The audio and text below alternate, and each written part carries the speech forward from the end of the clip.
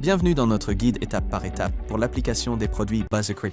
BaseCrit est la membrane d'étanchéité par excellence, conçue pour une durabilité, une flexibilité et une résistance incomparables. Que vous travaillez sur des piscines, des terrasses ou toute autre surface en béton, BaseCrit offre une protection supérieure contre l'usure, la détérioration et les dommages liés à l'eau. Dans ce guide, nous vous accompagnerons à travers le processus étape par étape en utilisant 3 produits clés. Nous commencerons par BaseCrit Extreme, qui servira de solution 3 en 1, combinant étanchéité, renforcement structurel avec fibres de verre résistantes à la corrosion et au sel, ainsi qu'une couche adhésive puissante. Ensuite, nous appliquerons BaseCrit Kit pour le renforcement, ajoutant solidité et durabilité. Il s'agit d'un système 2 en 1, combinant étanchéité et couche adhésive. Enfin, nous terminerons avec Skin Microcéramique pour une couche décorative et protectrice. Avant de commencer, assurez-vous que tous les outils nécessaires à l'application soient prêts. Pour ce processus, vous aurez besoin d'un mélangeur à mortier, d'une truelle et d'une meuleuse, d'un chronomètre, d'un aspirateur, d'un seau de nettoyage,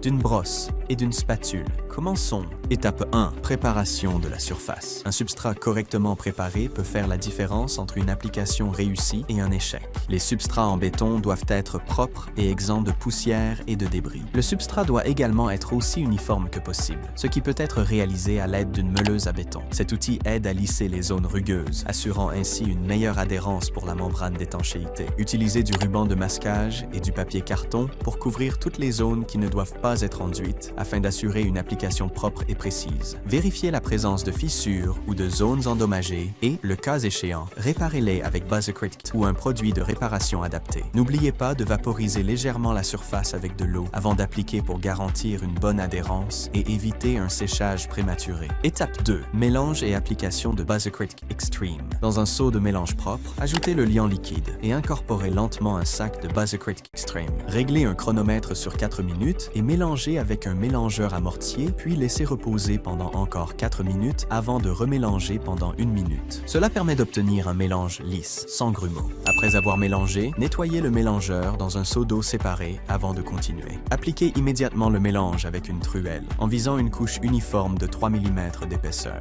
Maintenez une pression ferme et régulière pour étaler le matériau de manière homogène, en vous assurant qu'il adhère correctement au substrat. Pour vérifier l'épaisseur, appuyez légèrement votre doigt dans le matériau appliqué. Il devrait laisser une empreinte sans s'enfoncer complètement. Pour les bords arrondis, un sac en plastique peut servir d'outil de formage. Il suffit de tenir fermement le sac avec les 2 mains et de le glisser le long du bord, tout en appliquant une pression régulière. Cela permet de créer une finition lisse et arrondie, sans bord tranchant, assurant ainsi une transition étanche, sans couture. Laissez sécher la première couche pendant 24 heures avant de passer à l'étape suivante. Étape 3. Mélange et application de BaseCrit Kit. Mélangez un sac de BaseCrit Kit avec son liant liquide, en suivant le même processus qu'auparavant. Mélangez pendant 4 minutes. Laissez reposer pendant 4 minutes, puis remélangez pendant 1 minute pour bien homogénéiser la membrane. Et n'oubliez pas de nettoyer le mélangeur ensuite pour éviter l'accumulation de matériaux. Une fois le mélange bien homogénéisé, commencez à appliquer BaseCrit Kit à l'aide d'une truelle métallique. Contrairement à la première couche, cette couche doit être plus fine, d'environ 1,5 mm.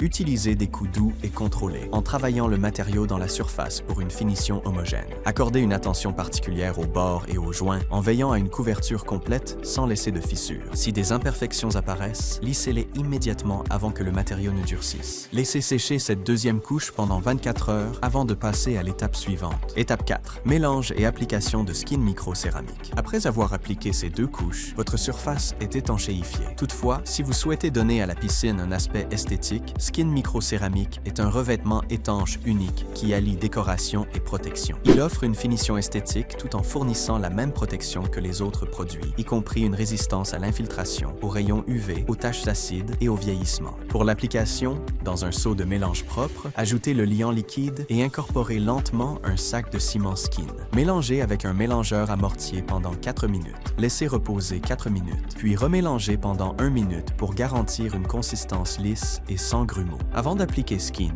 il est fortement recommandé d'utiliser Skin Facilitator, Incolore. Ce produit maintient la surface humide, prévenant un séchage prématuré et assurant une bonne adhérence. Il est important de travailler par petites sections, car Skin Facilitator ne doit pas sécher avant d'appliquer Skin Microcéramique. Utilisez un rouleau à peinture pour appliquer Skin Facilitator juste avant d'appliquer Skin Microcéramique afin de maintenir la surface travaillable et garantir une application fluide et efficace. Avec une truelle en plastique, appliquez une couche ultra fine de 0,5 mm de skin et appuyez fermement contre le mur pour bien lier le matériau et obtenir l'épaisseur nécessaire. L'application doit être lisse et uniforme. Utilisez des mouvements circulaires en maintenant la truelle à un angle proche du mur pour un meilleur rendu. Tout excédent ou bulle d'air doit être éliminé pendant l'application. Laissez sécher la couche finale pendant 24 heures pour une finition durable et de haute qualité. Après avoir suivi ces étapes, votre surface est complètement étanchéifiée et embellie d'une finition décorative et protectrice. Cependant, il est tout aussi important de connaître les erreurs les plus courantes lors du processus d'application et comment les éviter. L'une des erreurs fréquentes est de ne pas réparer les petites fissures avant de commencer, ce qui peut compromettre l'adhérence. Pour les micro-fissures, utilisez une meuleuse angulaire pour légèrement ouvrir la fissure à une profondeur maximale de 1 cm.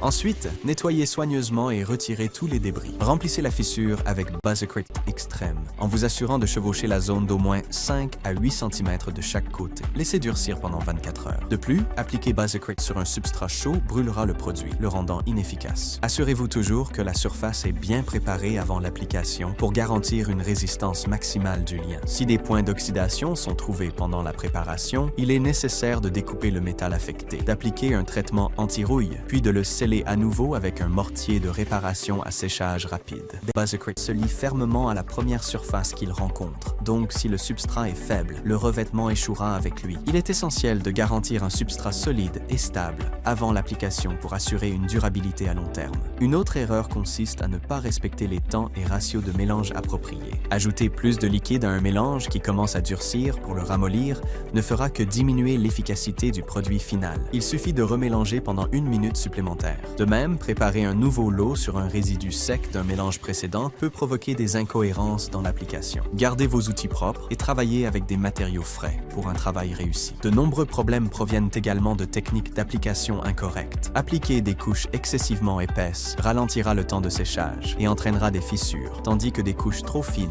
ne fourniront pas une structure suffisante pour une étanchéité correcte. De plus, ne pas préhumidifier le substrat provoquera un séchage trop rapide du matériau, rendant plus difficile une application uniforme. Un autre aspect crucial est de laisser chaque couche sécher complètement avant d'appliquer la suivante. Précipiter ce processus peut affaiblir la liaison entre les couches. Pour maintenir la cohérence et l'efficacité dans les projets de grande envergure, il est recommandé de désigner une personne spécifiquement pour le mélange, tandis que les autres se concentrent sur l'application. Cette séparation garantit un approvisionnement constant en matériaux frais et évite les retards. Une station de mélange bien organisée anticipe les besoins de l'équipe, rationalisant le processus et garantissant des résultats uniformes. Enfin, sauter des étapes de finition importantes peut compromettre la longévité de l'application. Effectuez toujours un test d'étanchéité avant d'appliquer la finition finale pour vous assurer qu'il n'y a pas de fuite. De plus, protégez toujours la surface pendant le séchage pour éviter tout dommage ou contamination. En suivant ces conseils et en évitant ces erreurs courantes, vous pouvez garantir que votre application Buzzicrit soit solide, durable et conçue pour durer.